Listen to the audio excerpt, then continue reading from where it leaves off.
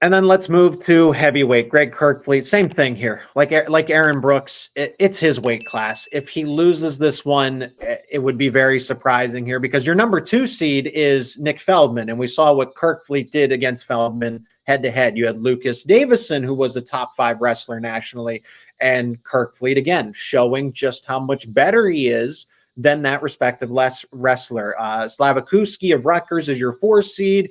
And we saw that, the guy that moved up from 197, Lucas Cochran, who gave up how many pounds, right? What, 40, 50 pounds to wrestle at heavyweight in Kerkvliet's case. So we didn't get to see Slavakuski versus Kerkvliet, but we saw Cochran, who's 197, beat a top 10 heavyweight wrestler. And then a familiar name, Penn State diehard fans will recognize this one, Seth Nevels. Seth Nevels is the number 5 seed for Maryland. But just to kind of give you a perspective for the top wrestlers in this heavyweight class, it's Greg Kerkvliet's to lose. He's going to win it. Don't want to say guarantee here, right? Or that it's a lock, but it feels really good from Greg Kerkvliet's perspective here going into the Big Ten tournament. Yeah, no question. I mean, Kerkvliet is the class of this weight. And again, there's some very good wrestlers there. And I'd probably go down to Nevels as, Feldman and Davison and Slavakuski and Nevels all, have all-American potential for sure as wrestlers.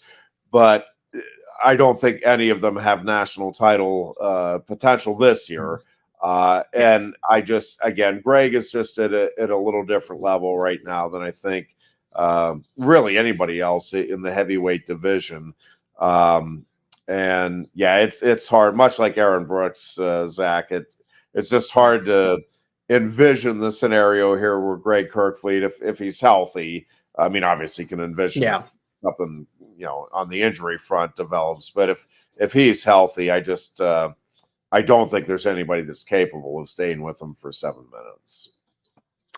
Who are you thinking that he's going to face in that championship? Again, he'll have to go through a Slavakuski. He might face a Seth Nevels, which again, it's like, Seth Nevels was at Penn State and then transfers out, and Kerkvliet takes that spot. So there's like, hey, it's like a little bit of revenge here in this case, I guess, from Neville's perspective, if he sees it that way, right? I think he's just trying to get into the NCAA tournament and then make that All-America stat. I mean, he's contending for a title just like everybody else, but that could be an interesting one.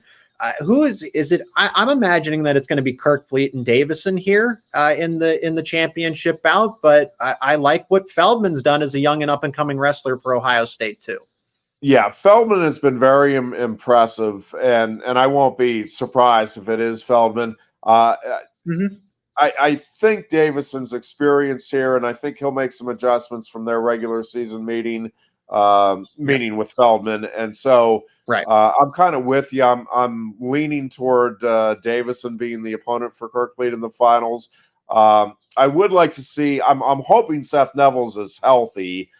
Finally, I know he's having some injury problems earlier in the year. Did not get to wrestle in the dual meet against Penn State, and so would like to see Nevels get into the semifinals there against Kerkvliet and have the old teammates get together. But yeah, it's really hard for me to imagine anybody again. Really, not only not knocking off Kerkvliet, I don't see anybody in this weight class that's going to be able to, stay within 3 or 4 points as the, final seconds expire in the third period.